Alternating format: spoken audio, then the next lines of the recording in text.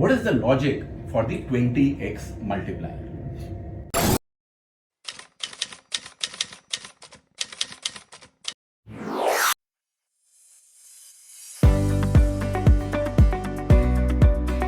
We had a lot of data till now, which was based on a bunch of my personal data and global data and a few assumptions that are there. Now we will get into the math part of it, at how am I coming up with that 20x number. So the first thing which I did is for basing that 20x number, which is around last year, October is when I dig deep into it. Primarily by my own frustrations that I have money. I think I should be able to spend it. But I have anxiety about running out of money. कि पैसा खत्म हो गया तो मैं क्या करूँगा? I wanted some sort of permission to spend कि हाँ हंडा भाई तुम खर्चा कर सकता है, कंजूसी की ज़रूरत नहीं है. But it has to be backed by math and data. Unfortunately, I could not figure out any sort of a framework which accounts for the things that we have talked about. That your travel spending is so variable, that your lifestyle spending is so variable, the fact that you will not be spending the same amount of money. The closest model that I could find to what I had in mind was the Guyton-Klinger method. This is a PDF I have already shared with you guys. I put it in the description as well.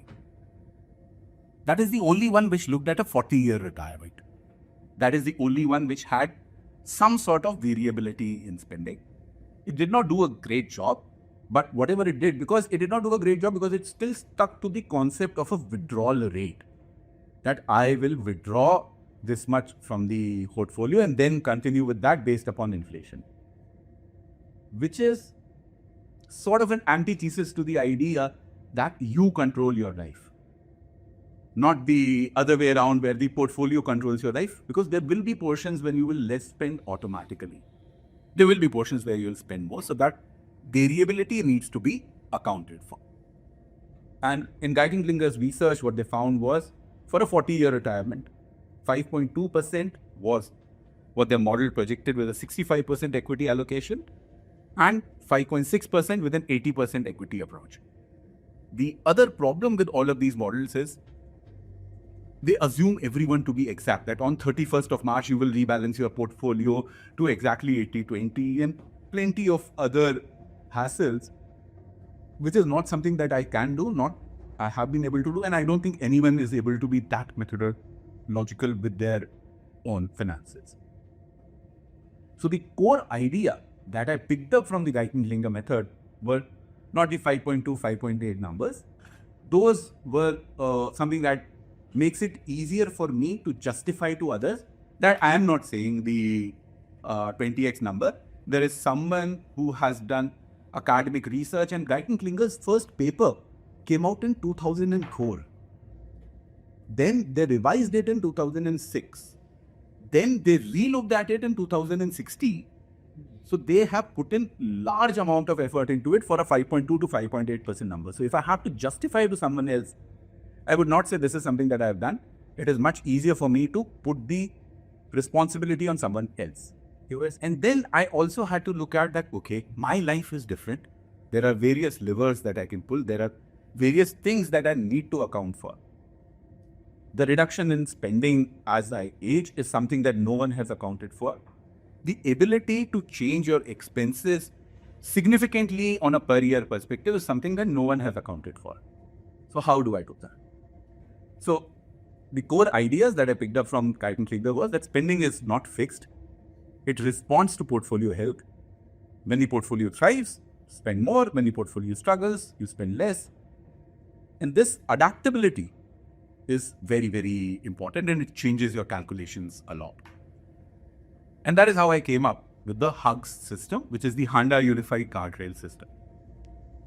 Now, this is a deeply, adjustable system, something that I had used so that I can justify the 5x number, 20x number or the 5% number to myself, and to those people who are willing to put in the effort of understanding what needs to be done.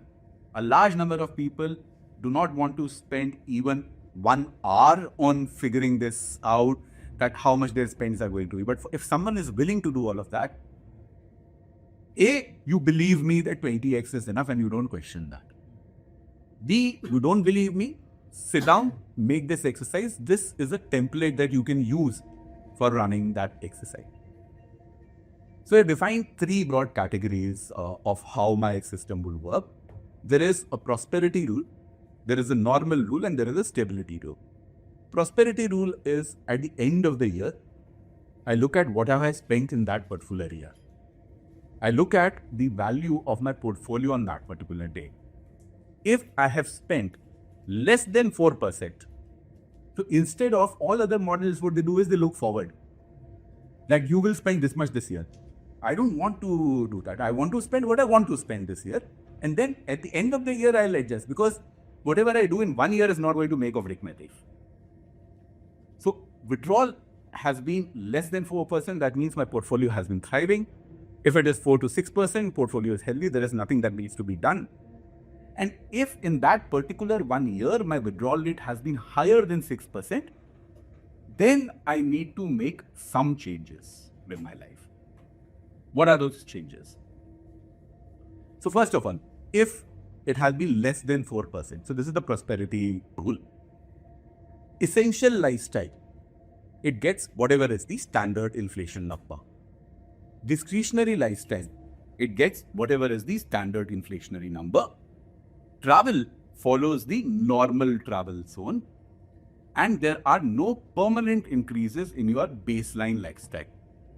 However, if it is less than 4% per year, then you give yourself a bonus that year, which is 25% of your discretionary spend. That, okay, this is the extra money that you have for this particular year. Spend it guilt-free wherever you want, however you want. This year you can upgrade your lifestyle a little bit, but that should not be a permanent increase. So that could be a business class ticket. That cannot be that I will now keep a tripod. Just to give you guys an example. Sorry, but the normal rule where your withdrawal rate is between 4 to 6%. Essential lifestyle gets standard inflation. Discretionary lifestyle, once again, gets standard inflation. Travel follows normal travel rules. The only difference here is that 25% bonus that you took in the less than 4% era, you are not taking that bonus. So suppose 10 crores is the value of your portfolio on 31st of July 2026. In FY 25-26, the year that has gone by, you have spent 52 lakh rupees. Okay. That means 52 lakh rupees of the last FY divided by 10 crores is 5.2%. Is it between 4 and 6? Yes. Yes. Everything is chill. Lifestyle keeps on inflating. Discretionary lifestyle gets on inflating. Travel you follow. Normally there is no adjustments are need to be made on the travel basis. And this is backward looking. So stability rule applies. Now let's say on 31st of July, you realize that boss, my withdrawal rate has gone above 6%. So if it is in that 6% world, you will not spend on travel that year. You will spend only half of your discretionary expense. So I'm still not saying that your discretionary expenses go to zero, but you will spend only half of your discretionary expense. Your essential lifestyle is still getting the inflation that you need. So your essential lifestyle remains completely protected. The discretionary lifestyle amount which exists, 50% of it, you want to use that discretionary amount to travel, please go ahead and do that. So let's say if we are looking at that 24 lakh rupee number. Now, above that 24 lakh rupees, there might be a 2 lakh rupee, 6 lakh rupee would have been your normal travel zone. That comes to zero. 18 lakh was your essential spend. 6 lakh was your discretionary spend. So your allowed spending this year is 21 lakh rupees. How you spend that 21 lakh rupees? You want to put something towards travel? Please go ahead and do that. You still have, it is not that you actually spending zero on travel. It is just that some of your money has moved from your discretionary part to your travel part. Till now we had talked about the scenarios which will most probably happen. which is you will be either in the less 4% rule or the 4 to 6% or the 6%. All of these are fairly normal stable zones. It is not that if you are in 7% some year, it is 8% in some year, that it is going to be a huge problem. Because 8%, although it sounds very high from a withdrawal rate number, that is because you look at it from a 40-year time rate. In one particular year, if you have spent 7%, in one particular year you have spent 9%, that's not that much of a problem. So then will it be a problem? It is also for us to understand that what are the parameters that I need to look at. The parameters that you need to look at is, there comes a possibility that your portfolio has fallen to 15x of your essential annual spending. Now, this is when you are entering a slight danger zone, because you have inflation adjusted of essential lifestyle for 15 years later. So what do you do in this case? So this is the extreme case, which will very rarely happen, but it is something that you need to be prepared for, that if it happens, what are you going to do then? Travel becomes zero, discretionary lifestyle becomes zero. Still, you are not cutting a single rupee from essential lifestyle. The only thing that you are doing is, in such a scenario, when things are so bad, you will not take an inflation bump in that portfolio. So yeah, essentially what you are doing is, when you are in danger zone, you do zero inflation in the essential lifestyle spending. Also, this is the point of time when you need to start worrying, looking at your portfolio, adjusting your spendings, and it acts as an early warning sign. A lot of people think that in the previous slide, when I talked about that more than 6% is when you should be worried. No. 7% in a year, 8% in a year is not something that should impact your life, because it is just 1 year. It is 2 years, it is 3 years, whatever time period it might be. Point for you to worry is when it has reduced to such a value that it is 15x of your essential lifestyle. Severe danger zone, when it becomes 10x of your essential lifestyle. That is the point in the entire 40-year life where you need to cut your essential lifestyle spending, and that cut is also just a 10% cut on your essential lifestyle. So what I'm trying to say is, this 18 lakh, 24 lakh travel budget and all of that, worst case scenario is if it falls below 1.8 crores as an example. From that 7 crores, I don't know what you will need to do for the portfolio to come down to 1.8 crores, but let's say if that happens, that is the point of time that you need to start adjusting your lifestyle, which is very less likely, but also not impossible. Different way of looking at a danger zone rule is, so danger zone will probably hit somewhere around a 12% withdrawal rate. A severe danger zone will occur at somewhere around 18% withdrawal. Yes. So if, instead of this 10x and 15x, if you want to simplify that, I don't want to look at my expenses in two separate ways, as essential and discretionary, then you can consider the danger zone is more than 12% withdrawal rate, severe danger zone is more than 18%. Another point is that if you get into this danger zone in the last 10 years or your no-go years of your life, forget about everything. जैसा चल रहा है चल लेगी, कोई spending cut वगैरह करने की, कोई adjust करने की जब So the numbers that once again I'm talking about here is, all of these are adjustable when you make your own calculation. This is the model which I believe works for me. This is the framework that I am talking about. And that is why I believe that. So I'm not saying that you keep the cutoff at 10x or 15x. My framework, what I'm saying is that whether you want to keep it at 10 and 15, whether you want to keep it at 8 and 16, that's your call. What you keep it at is your essential lifestyle and not your total. That is how you decide the danger zone and the severe danger zone. You multiples, please go ahead and change them. But account for only essential in that period, because that is what is important for you. You can make adjustments in the original baseline 12 lakh number itself if you want. You can make an adjustment in the discretionary numbers you want. What you should not do mathematically is keep essential and discretionary the same. That is the reason why I am saying that the danger zone and the severe danger zone rules should not be defined upon a withdrawal rate. That is the reason why they should be defined on a multiple of essential spending. So that's the core idea here. And this is when shit hits the fan. Maybe shit hits the fan for 1 year, for 2 years. There has to be some sort of portfolio recovery rules in the picture as well. What are those? Your essential lifestyle has been cut. When does your essential lifestyle get cut? Not 4, 6, more than 6. It gets cut once you are in the dangers. Once it has been cut, which is the 15x of current annual spending, if your portfolio has recovered, then come back to whatever your earlier plan was. In every phase, you have a baseline spending. Once your portfolio has recovered, maybe in 1 year, 2 years, 3 years, whenever it has recovered. How will you know that it has recovered? Because you are back to calculating a 7% or an 8% withdrawal rate. You are not looking at an essential spending number. So even if it is 7%, 8%, your portfolio is reasonably okay. And if at some point of time it falls under 4%, then there is absolutely no need to worry about it.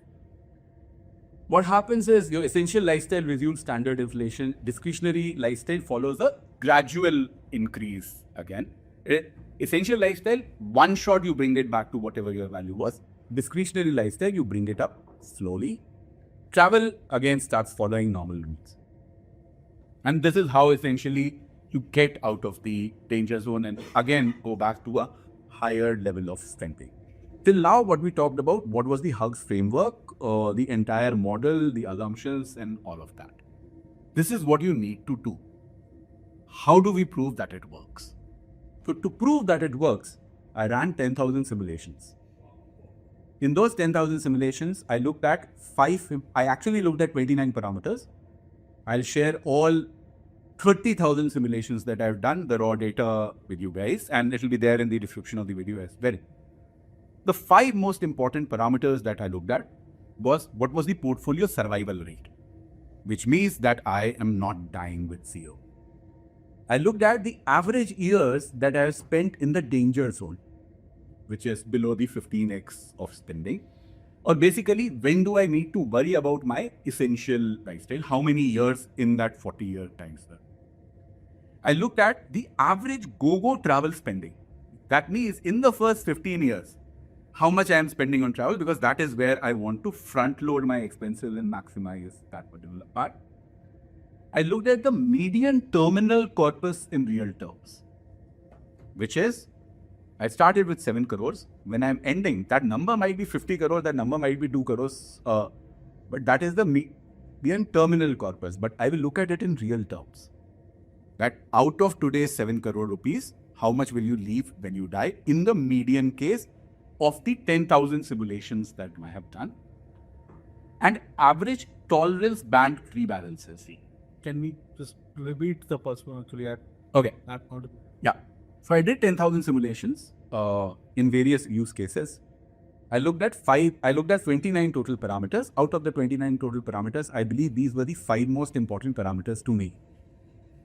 You might have some other of those 29 parameters which are important to you. The results of all of these simulations, all 29 parameters, will be shared with you shortly. What are the 5 parameters that I thought were most important to me? Portfolio survival rate. That means I'm not dying with zero. Average years below the 15x essential spending. That is when my essential lifestyle I had to cut. For how many years in that 40-year period? Average go-go travel spending. Within the first 15 years, how much I was able to spend on travel. Median terminal corpus in real terms. So forget about inflation. What is the amount of money that I am dying with in the end, in the median case of the 10,000 simulations? And average tolerance band rebalances. How many times I had to rebalance my portfolio? Because to me, rebalancing my portfolio is a big headache. I get very, very scared when I have to, make drastic changes every 6 months. I don't want to do rebalancing. And what is the number of rebalances that I needed to do? When running these 10,000 simulations, these are the values that I assumed, which is for inflation, I have assumed an essential lifestyle inflation of 6% as the mean value. These are essentially Monte Carlo simulations. Now, Monte Carlo simulations, you need to give a base value and also the volatility that you expect on it over a 40-year period. The volatility that I have expected in this is 2.5% in the inflationary number. In discretionary, once again, I have explained the volatility as 2.5%. In travel, I have taken the mean as 5% and the volatility is 1%. All of these are based on the last 20-year data that I had shared with you earlier. In case of equity exposure, I have expected a nominal return of 12% with a volatility of 20% because it is hugely volatile. In case of debt and cash, I have assumed a 7% return with a volatility of 2%. Again, all of these numbers, when you are running your own simulations, please do your own calculations. This is what I'm going with. And this is what I do genuinely believe is the right framework to do that. I do not think that you should be expecting more than 12% in equity. I do not think that you should be expecting more than 6% for inflation. The volatility takes care of what happens in them. This is the rebalancing framework that is accounted for in this modeling. Because rebalancing is a personal problem to me, it worries me. What typically happens is that even if I have to make a 6% change, that 6% becomes 60 lakh rupees, and transferring 60 lakh rupees in one day is something that I get scared about. So I don't want to do it unless it is very, very important. So instead of going with a 50-50 or a 60-40 or any sort of a portfolio, the rebalance, how I'm looking at it is, so this is with the 50-50 framework. If my equity after a year or after 6 months, when I'm looking at it, is 47%, 58%, 53%, I don't care. I'm not going to rebalance back to 50-50. I'm going to rebalance back to 50-50 only in extreme cases. What are those extreme cases? My equity has fallen under 40% or my equity has gone above 60%. These are the cases when I rebalance to 50-50. Very similarly, instead of 50-50, it was a 60-40 portfolio. You will again look at the equity number plus minus 10%. As long as it is in the plus minus 10% zone of what you are modeling, it is fine. You don't do the rebalance. If you think that, these numbers don't really seem valid to me, I agree with you. These are the numbers which seem valid to me. My goal with this is to give you this sort of a framework. Please go ahead and run your own simulations with whatever assumptions and numbers you want to play with. What I am against is that what you cannot do is you assume returns will be 12% without any volatility. You cannot assume inflation will be 6% without any volatility. Whatever numbers you are assuming, please feel ahead to go ahead and do that. What you cannot do is assume a flat number. That is what I am indicating. What you cannot do is you assume the same number for your essential lifestyle, for your discretionary lifestyle, for your travel lifestyle. Even these numbers would be different depending upon what your discretionary expenses are. The point is, don't go with fixed numbers, have some sort of volatility is that when you are modeling it. And this is what I found out as a result of the 30,000 simulations that I ran. 10,000 I ran at 50-50, 10,000 I ran at 60-40, 10,000 I ran at 70-30. The portfolio survival rates came as close to 90% in the first two cases and a 99% in the 70% equity debt part. The median terminal corpus with a starting point of 7 crore rupees. Seven. It ended up with 3.67, 4.76 and 10.26 crores. This is in real terms. Yeah. So these are the numbers that I observed. Now, if you believe that 90% is not a good, I believe 90% is a more than good enough survival rate which exists. It's a huge number. The average go-go years spending is 6 lakhs, 8.6 lakhs and 8.41 lakh rupees in these 10,000 odd simulations. Average number of rebalances that I needed to do, which was a problem for me because I essentially started with the idea that I will do a rebalance every 6 months. And which was a problem for me because I had to make big decisions every 6 months. I wouldn't want to do that. So what I realized is that now from rebalancing every 6 months, if I do not follow this 50-50 thing, if I follow the band, I'm doing rebalancing on an average once in 4 years. 10-year, 10.9 to 11.41 and 8.5. So what I'm trying to do here is trying to reduce the number of rebalances from a potential of 80 rebalances, that is twice every year, to just 10, 11, 9 rebalances in a 40-year period. Wow, yeah. So which is a very important, so these are all, average go-go travel spending is a very important parameter to me. How many stressful years I have is a very important parameter to me. Median terminal corpus is not an important parameter to me. Portfolio survival rate, it's good enough. So this is broadly what the idea of the Hugs framework was. All the Monte Carlo simulations, all the 30,000 results will be shared with all of you. The PPT which talks about this part of the framework, which gives you these essential values, that will also be shared with you. If you know how to run Monte Carlo simulations, brilliant.